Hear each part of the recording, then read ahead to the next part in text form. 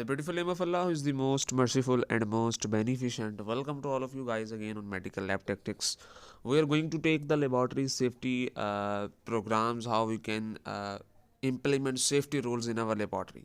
So it is a part 2 in which we will discuss about the different types of safeties in your laboratories. Very of the first is the chemical safety.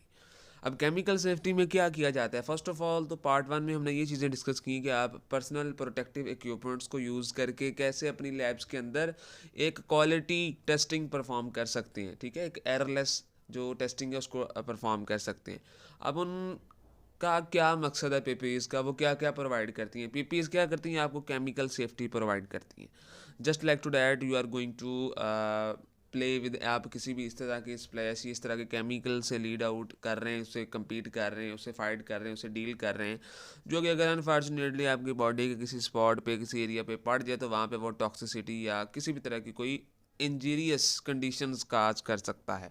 सो इस वजह से अगर आप वहाँ पे goggles use करेंगे, वहाँ पे आप ग्लव्स का प्रॉपर यूज़ करेंगे, इसके अलावा प्रॉपर शील्ड्स को यूज़ करेंगे जो कि आप लैब्स के अंदर यूज़ करते हैं, ठीक है, उसके अलावा प्रॉपर फेस मास्क यूज़ करेंगे, तो ये आपकी बॉडी को आपके प्रॉपर सिस्टम्स को ओवरऑल आपकी फिजिक को किसी भी तरह की केमिकल्स से होने वाली इंजरी से बचाता है। तो ये केमिकल सेफ्टी भी जो है वो आपकी पीपीज प्रोवाइड करती हैं। Next of is about the electrical safety. अब इलेक्ट्रिकल सेफ्टी को समझने के लिए आपको ये पता होना चाहिए कि इलेक्ट्रिकली पीपीईज कौन सी हैं। पीपीईज में से कोई ऐसी चीज़ प्रोमिनेंट नहीं है जो आपको इलेक्ट्रिकली सेफ्टी प्रोवाइड करे। इसका मतलब ये होता है कि जस्ट लाइक टू डैट आप अपना कोई साजो सामान, it can be any book, it can be any over your overcoat, any of the मतलब कि कपड़ा हो सकता है, आप उसको किसी इस जगह के पास ना रखें जहाँ पे आप जो इलेक्ट्रिसिटी है उसका प्रॉपर फ्लो हो रहा है। जस्ट लाइक टू डैट आप इलेक्ट्रिसिटी बोर्ड के पास इस तरह की चीज़ें ना रखें, या किसी तरह का कोई जस्ट लाइक फॉर एग्जांपल हम ये कंसीडर करते हैं जो आपका वाटर बाथ होता है, काफ़ी लैब्स में ऐसा होता है कि वो बिल्कुल जो इलेक्ट्रिक क्या बोर्ड होता है उसके साथ उसने रखा होता है। सम टाइम ऐसा होता है कि जब आप सैंपल या किसी तरह की कोई डिस्टर्बेंस हो जाए तो उसके पानी से जो स्प्लैशेस हैं वो उससे बाहर निकलते हैं वाटर बाथ से, आपके सर्किट में चले जाते हैं, जो कि बाद में फिर इलेक्ट्रिक शॉक का काज मतलब वजह बनती है। तो इलेक्ट्रिकल सेफ्टी का बेसिक थीम यही होता है कि आप अपनी जितनी भी चीज़ें हैं, साजो सामान हैं, कंडक्टिव चीज़ें हैं जिसमें से मतलब या तो इलेक्ट्रिसिटी गुजर जाए या इलेक्ट्रिसिटी की वजह से आग लगने के ख़तरे हों, उनको आप उससे थोड़ा डिस्टेंस पे रखेंगे, ठीक है। प्रॉपर आप प्लगिंग करें अपनी मशीन्स की, अपनी जितने भी आपके इंस्ट्रूमेंट्स हैं जो कि इलेक्ट्रिसिटी पे लीड आउट कर रहे हैं। अब ये नहीं कि उसके आगे वो स्विच नहीं लगा, यू आर गोइंग टू सब जो आप सिंपली उसकी जो वायर है उसको मतलब इंजेस्ट कर रहे हैं उस सर्किट के अंदर।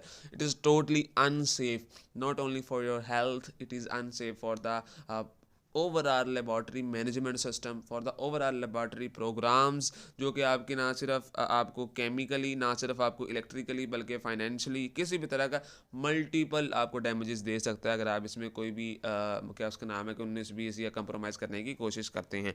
तो इलेक्ट्रिकल सेफ्टी भी बड़ी इंपॉर्टेंट है किसी भी लैब्स के अंदर प्रॉपर एक क्वालिटी टेस्टिंग परफॉर्म करने के लिए।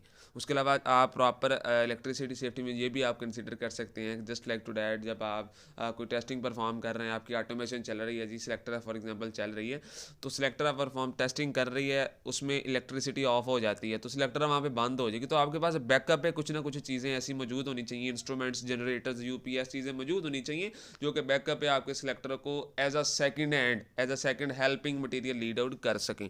तो ये भी एक इलेक्ट्रिकल सेफ्टी में बड़ी इंपॉर्टेंट चीज़ है। Very of the next is the heat safety. PPEs अगर आप यूज़ करेंगे तो आप हीट से भी बच सकते हैं, ये as a heat safety source आपके लिए काम करती हैं पीपीज। अब हीट सेफ्टी का क्या मतलब है, इसको very of the interesting and common example से लेके चलते हैं। फॉर एग्जांपल आपने स्लाइड प्रिपरेशन की किसी भी सैंपल की, चाहे वो ब्लड की या किसी भी तरह की, जब आप उसकी फिक्सेशन करते हैं, बड़ी ऐसी स्लाइड प्रिपरेशन के मेथड्स हैं जिनमें आप फिक्सेशन हीट से करते हैं, तो हीट के लिए आपको बंसन बर्नर की ज़रूरत पड़ती है। जब आप बंसन बर्नर को यूटिलाइज़ करते हैं, आपने फिक्सेशन कर ली, अनफॉर्चुनेटली आपने उसको लेट ऑफ नहीं किया, आपने उसको मतलब जो फायर थी, जो बंसन बर्नर अपनी वर्किंग में था, फ्लो में था, उसको प्रॉपर बंद नहीं किया, तो क्या हो सकता है, unfortunately you are going to your relevant segment, आप स्लाइड लेके चले गए स्टेनिंग वाले डिपार्टमेंट में या किसी और जगह पे, तो वो प्रॉब्लम काज कर सकती है आपकी लैब्स के इंस्ट्रूमेंट्स को, आपके लैब के इन्वायरमेंट को, आपके जो लैब है उसके पूरे के पूरे इरा को डिस्टर्ब कर सकती है। तो आप इक्विपमेंट्स जितने भी हैं उनको इस तरह की चीज़ों से, इन तरह के इस ये एक हैजर्ड है किस्म का। हैजर्ड क्या होता है कि as anything that can cause injure and disease नहीं damage to your relevant area, उसको आप क्या उसका नाम है जी, हैजर्ड का नाम देते हैं, ठीक है। तो ये भी आप डिफरेंट आपके जो इंस्ट्रूमेंट्स हैं आप उनको इस जगह से दूर रखें, उन सोर्सेज से जिनमें से हीट निकलने के खदशात हैं, तो ये भी आपको हीट सेफ्टी प्रोवाइड करती हैं। फॉर एग्जांपल इसकी और एक आपको पीपीएस के अकॉर्डिंग मिसाल देते हैं कि आपने ग्लव यूज़ नहीं किए, आप स्लाइड को बंसन बर्नर के ऊपर रोटेट कर रहे थे, अनफॉर्चुनेटली आपकी जो मतलब फिंगर्स की जो स्किन्स हैं, ठीक है ना, डिजिट्स हैं जो आपके, वो आपके उसके मतलब बिल्कुल ऊपर आ चुके हैं आगे, तो वो उसको आपकी स्किन को डैमेज कर सकते हैं, ठीक है। वहाँ पे प्रॉब्लम, वहाँ पे क्या उसका नाम है कि वो जो स्किन एरिया वो ख़राब हो सकता है। अगर आप ग्लव्स यूज़ करेंगे, ऐसे ग्लव्स जो कि रेजिस्टिव होते हैं, हीट रेजिस्टिव होते हैं, तो वो आपकी स्किन को, आपकी बॉडी को इस तरह की प्रॉब्लम से भी क्या उसका नाम है सेव करवा सकते हैं। अगर आप इस तरह की चीज़ों को फॉलो करेंगे तो ये सिर्फ ना आपके लिए पर्सनल मतलब पर्सोनल नहीं, बल्कि एक ओवरऑल लैब्स के अंदर का लैब के लिए काफ़ी एडवांटेजेस रहेगा, ठीक है। उसके बाद हम बायोलॉजिकल सेफ्टी लेवल्स की बात करेंगे। In the next video will discuss about its types. Biological safety levels first of all use क्यों किए जाते हैं? बायोलॉजिकल सेफ्टी लेवल्स का बेसिक पर्पज़ ये होता है, हम इसको ज़्यादातर माइक्रो या मॉलिकुलर डिपार्टमेंट्स में डील करते हैं। अब बायो सेफ्टी लेवल्स बनाई क्यों गए, क्यों इसकी ज़रूरत पड़ी है लैब्स के अंदर, बताता हूँ। जो बेटा आपको पता है कि जितने भी माइक्रो डिपार्टमेंट्स फॉर एग्जांपल आप चले जाते हैं तो उसमें ज़्यादातर आपके पास माइक्रोबियल स्पेसिमन्स आते हैं, ठीक है। आप उसमें माइक्रोब्स को डिटेक्ट करते हैं। Just like to that very of the recent कोविड-19 था, तो कोविड-19 को किस सिस्टम में, क्या उसको नॉर्मल जहाँ पे हीमाटोलॉजी होती है वहाँ पे डील किया जाता था?